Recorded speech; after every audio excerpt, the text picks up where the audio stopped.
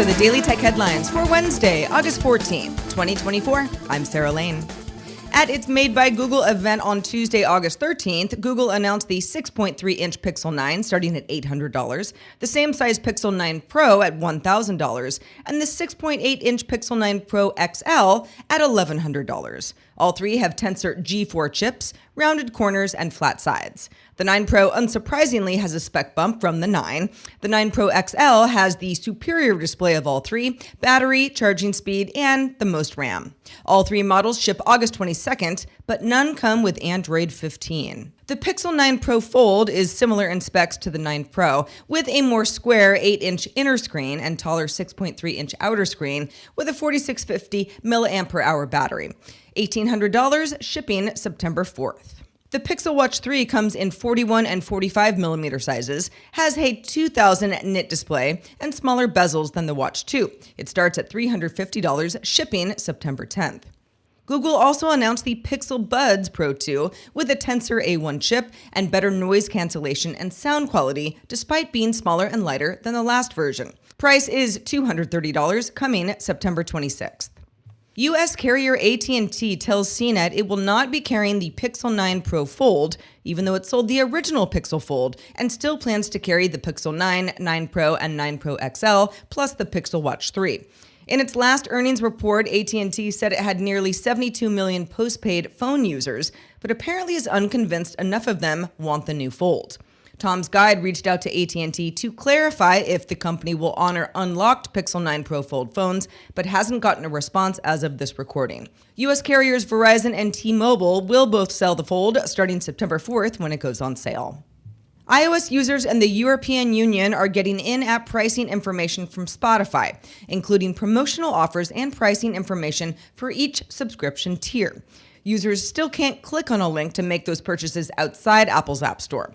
Spotify has chosen to opt into the music streaming services entitlement that Apple introduced following its $1.84 billion EU antitrust fine in March for abusing its dominant position in music streaming. The other choice Spotify had and didn't go with was accepting the new developer terms Apple outlined last week. Spotify and Apple have been going at it in court in the EU ever since 2019, when Spotify filed an antitrust complaint over App Store rules. Urban Sky is testing how its stratospheric balloons can help monitor wildfires in Colorado, using sensors and long-wave infrared cameras that can transfer data back to ground crews. Balloons are cheaper to operate than satellites or drones and can fly at altitudes where there's almost no other air traffic. Entertainment union SAG-AFTRA has announced a new deal with AI startup Narrativ for audio voice replicas in digital advertising.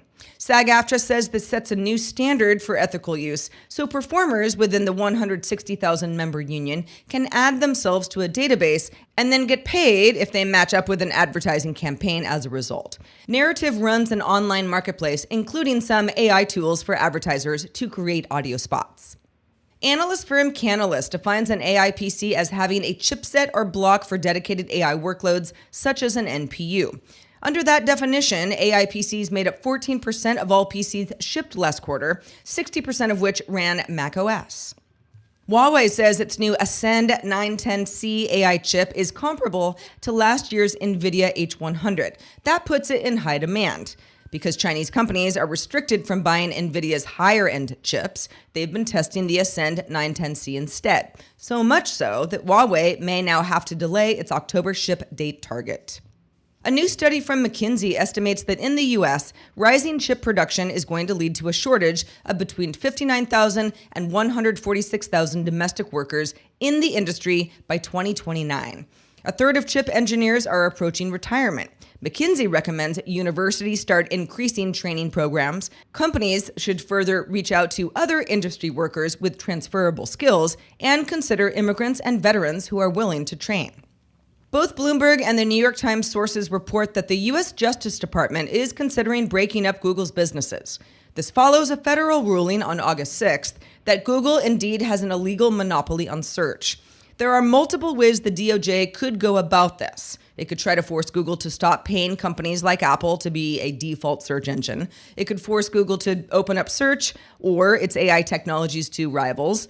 It could also force Google to spin off one of its businesses entirely, such as Android. A hearing is scheduled for September 6th to discuss next steps in the case.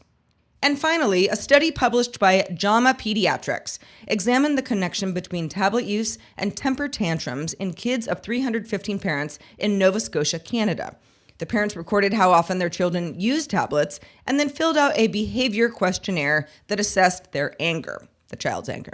The study was first taken when the kids were 3.5 in 2020, 4.5 in 2021, and then 5.5 in 2022. The study found that increased tablet use in 2020 was correlated with increased anger assessment in 2021, which then correlated with increased tablet use in 2022.